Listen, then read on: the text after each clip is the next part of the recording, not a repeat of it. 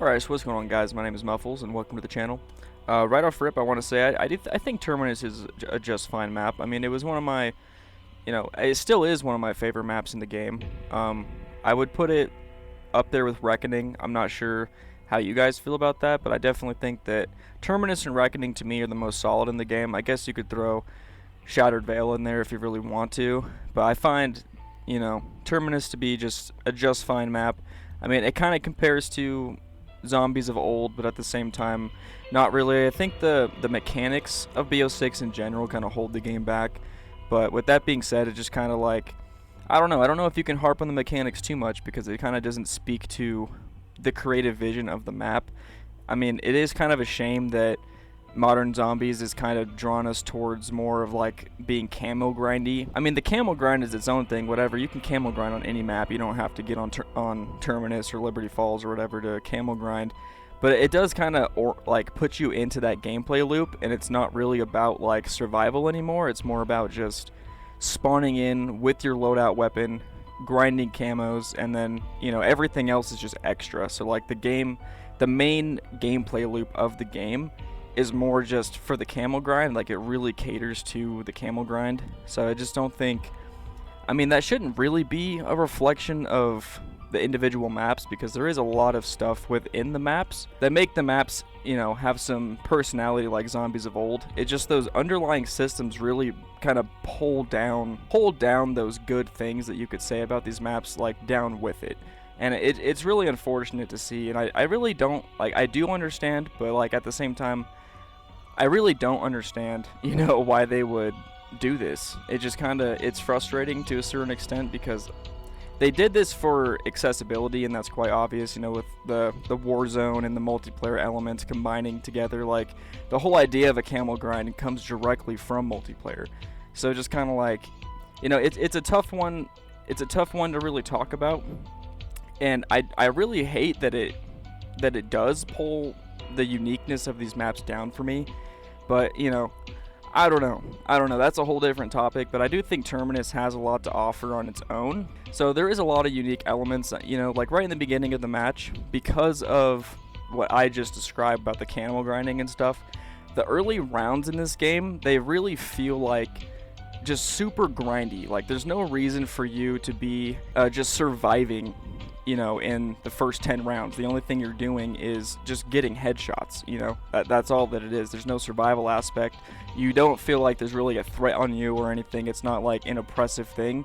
You are straight hunting the zombies straight from the start. Like, you never feel like you're this weak, like, fragile survivor that could be got at any moment. Like, the zombies of the past really felt that way, to where the zombies really felt threatening to you, and that was like the main thing. And then over time, you would become the dominator of the situation. It wouldn't be just you dominating everything from the beginning. But I think where Terminus really stands apart in this aspect is, I feel like I don't have to shred through those first few rounds, and that's simply because of the generators that go all the way down to Pack-a-Punch, giving us objectives to do along the path down. Kind of makes that whole camel grindy thing go into the back of my mind, and I'm more focused on doing something else rather than just grinding camo. So I think it really helps the flow of the map, and kind of helps avoid that whole aspect where you just feel like you have to chew through those first 10 rounds just to get enough points to do anything. So it's just, that's a really big quality I think Terminus has. And along with that, I think the side Easter eggs are like one of the main things that I love about this map, and it really reminds me of how zombies used to be. Some of my favorite ones are the ones that give you free perks. So I do that every single match, and I really enjoy doing it. Even like the little crates underwater and stuff. And the dig sites as well can give you free perks, and I really enjoy that aspect of it. It really makes me feel like, it kind of gives you like that Origins vibe, like you're discovering something that shouldn't be there type of thing. And I really enjoy that. Like, even though there's no perk limit in this game, and it kind of just helps you to get things that you're gonna get later on anyways, because like the Wonder Fizz spawns in on round 25, so you're gonna end up getting all of the perks anyways, and so this just kind of helps you get them sooner. But especially post release of Reckoning, I think it's really important to do these just because you have a chance of getting Vulture Aid or, you know, most importantly, double tap. So if you can get double tap off rip, you're pretty much set. Like, that puts you well ahead of the game. You're doing so much more damage than you would have been doing otherwise. You would have had to wait until round, you know, 25 to get double tap. And at that point, it's just kind of like extra damage that you don't really need. So that can really help you like early on in the game. So I think just off that alone, just off being able to get Vulture Aid and double tap like off drop is really good. And your chances increase with more perks. So if you have all 4 perks before you do any of those side quests, you can get a bunch of free perks. I mean, more often than not though, with the actual perk cans that you dig up or the ones that you find in the crates, more often than not, I've gotten perks that I've already had, so just kind of like that was kind of worthless type of thing. But it's the free perk drops like specifically that I really enjoy. So if you get all of the underwater crates, it gives you a free perk at the end, which I think is really cool. Another side Easter egg I like is the one with the asteroid or the spaceship. I don't know which one it is, but it's the one with the aether cannon where it shoots down that asteroid or whatever it is, and it flies down onto, I don't know, is it Crab Island? I play with the HUD turned off, so I don't know like the names of the islands, but I think it's Crab Island, and you go over there and it crashed into the ground and has a chance of giving you some pretty good stuff. Like, it mostly just gives you like salvage and ammo mods and stuff like that most of the time, but there's been occasions where it's given me the beam smasher. So just based off of that, that's like an aspect of this Easter egg that I really like, because then that means if you do this early in the match and you get a beam smasher, you can use that beam smasher to continue the Easter egg. Like, you no longer have to build it, and that could save you a lot of time, especially on like speed runs and stuff like that. I'm not into speedrunning, but if I was into speedrunning, I'd be doing this every match. I mean, I do this every match anyways. I think it can give you max rarity weapons and stuff like that. It can also give you other wonder weapons like the ray gun or the Mark II now. So I think that's a really cool one. Also, I don't remember exactly what this Easter egg's called, but it's the one with the pirate, and it tells the story about how his ship was mutinized and all that. And I think that's a really cool, like, just from a story aspect. Like, it adds a lot of lore to the island. Like, before the construction of the actual prison facility, it adds a lot of character to the map and just the actual environment that the prison was built on top of. So I really enjoy that aspect of it, like just straight from like a story perspective. And like the rewards you get for it, the double points, the double points talisman, I think that's pretty cool too. I wouldn't say it's like super helpful or like super useful or anything like that, but it's definitely super cool, and you can get that achievement called Treasure Hunter, so I think that's pretty cool. But yeah, going from there, there's other side Easter eggs too that I really enjoy, like the one where you cook the fried fish for Peck if you don't want to do the other thing, like the rest of that, the algebra Easter egg for the beam smasher. I think that Easter egg's pretty cool just because you can kind of skip that whole thing by cooking up this fried fish for Peck. And I think that's really nice. Gives you your points back and everything, so you don't really feel like you're too put behind by not wanting to do the math, because like I do it sometimes, but most of the time I'm not going to sit there and do the algebra. I just go get the fish, I give it to Peck, and I get my money back, and that's just how that goes. It's just way easier to do. Not that I don't want to do the algebra, it's just like I just don't feel like I need to do it most of the time. But yeah, other than that, I mean, side quests are pretty nice. I think where this map really shines though is just kind of with the exploration itself. So when this game came out, the first thing I wanted to do was go explore all those islands, and it just adds so much to this entire map. I get that like later on into the game, you kind of have no purpose to be going out to the islands at a certain point in the match. You're going to stay on the main island. That's where the bulk of everything is that you're going to find useful to yourself after that. In the early rounds, and especially when this map is fresh and you've never played it before, these islands are really fun to go to. I really like the feeling of just being on the boat. That's definitely something that I liked about that one Outbreak map. I don't remember exactly what it was called. I think it was Armada. That I might be remembering that wrong, but I remember that being the most interesting Outbreak map just because of the way of traveling on the boats and stuff made the map way more interesting to actually go across. You weren't just sprinting across or driving across this massive map of nothingness. So the ocean really helps push this map along for me, and it just adds a lot to the vibes. And another thing that I want to say is like a really good quality of this map is definitely the boss fight. The boss fight of this map is so good, especially when you can get it down to a science. I've gone into this boss fight with the worst weapons you could ever think of. Like, I went into this boss fight with the S6 model, okay? And I completely devoured him. Like, he had no shot. Like, I brought the chopper gunner just in case, and I just destroyed him, you know? I didn't use the chopper gunner, and I just completely annihilated him. He had no chance. So if you can really just focus on doing damage to him and avoiding his attacks, very similarly to the Guardian on Citadel, they're not hard bosses to fight, like, at all. Like, especially with double tap now, you can just completely annihilate this guy, and you can get this down to a science. Boss fight, very solid, but I'd say the downfall of this map is, unfortunately, it's pulled down again by modern zombies mechanics. But, you know, it's fine for what it is. It's not like the worst thing in the world. Like, at the end of the day, new zombies and old zombies are two entirely different games to me.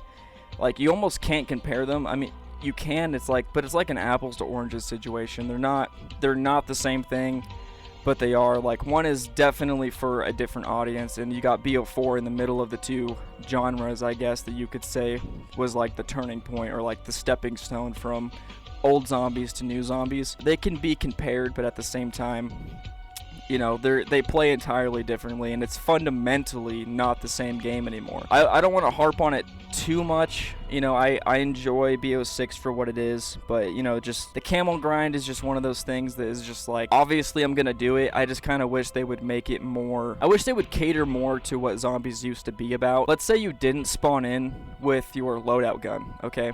And part of doing the camel grind was spinning the box to get the gun that you wanted to grind.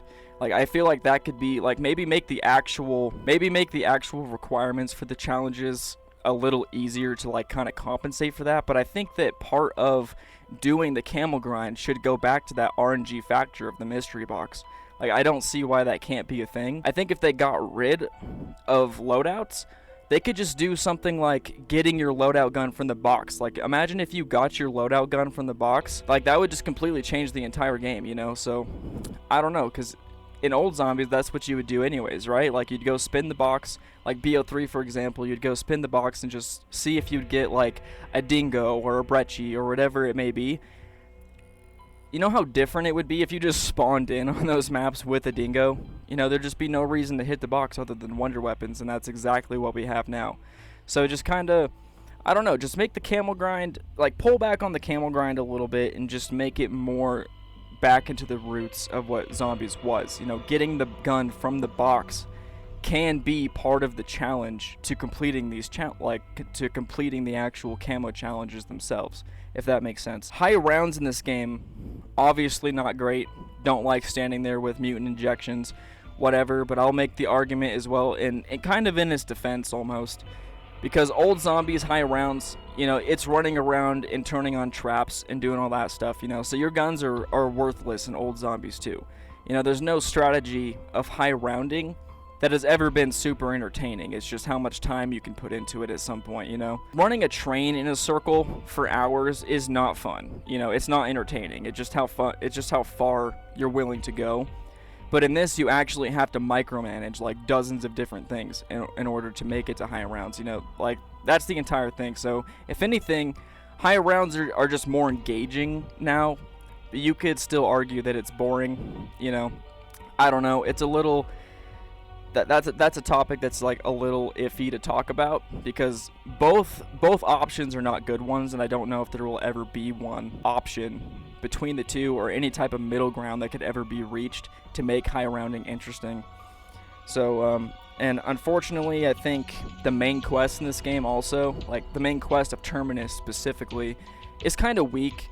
You know, like, I think the whole storyline around Modi and stuff like that is interesting, but at the same time, like, it's never going to be how it was in old zombies. And I hate to keep bringing up old zombies, but I'm always going to compare it to that, because whenever I look at Terminus and I think, wow, there's so many great things here, I always think back to old zombies, and I'm just like, wow, like, this is literally just ripping stuff from Origins and Mob, and, like, all the way up through Black Ops 3 is just ripping ideas pretty much and just reincorporating them. So it's just really hard. It's really hard to discuss Terminus. It's hard to discuss Black Ops 6 in general, because, like, the actual gameplay mechanics and systems just like unify the entire experience into one thing. So analyzing individual maps just becomes really difficult. But like the story specifically is something that is just really lacking in this entire game. But I mean, it is the strongest in Terminus. Like the whole reveal at the end of the Sentinel artifact and Richtofen, and going to Citadel to fight the French Syndicate, and Maya getting her revenge and all that stuff. Like that was interesting. Like that was a very interesting setup to bring up the Chaos storyline, and it had me like, wow, like this storyline could really go anywhere. Like I was expecting a Atlantis map by the end of this game, and I was saying that I was going to be really disappointed if I did not see it, and it never came. Like after Citadel, you could say the Tomb was like not so grounded either, but especially up until after Shattered Veil, and you know, we go into Reckoning. Like it's still like there is some fantasy like magical elements in there, but it's still so grounded to a large extent, and they just need to go further with that. I mean overall, Terminus itself is a very good offering if you can overlook the actual systems, and you know, the systems themselves, like I said before, whatever. You know, it's a unified experience. You know what you're getting into. It's just not the same game anymore. Like it is genuinely not the same game anymore. But I mean, yeah, that's really all I have to say about Terminus. I think it's probably the most solid map in the game, and I kind of knew that off of rip, like going into this game at the, you know, around this time last year. I knew that this was probably going to be the best map in the game, but I was just kind of like gaslighting myself into thinking that it could be more interesting, and I mean, it had to be there for a second. And I'm not saying like any of these maps are like absolutely terrible by any means. I mean, I might throw like, you know, honestly, I might throw the Tomb in there, but like that's a topic of a different day. So let me know what you guys think. I really appreciate any feedback you could provide. If you agree with me, don't agree with me, leave it in the comments below. Thank you for watching the video, and I'll see you next time. Later.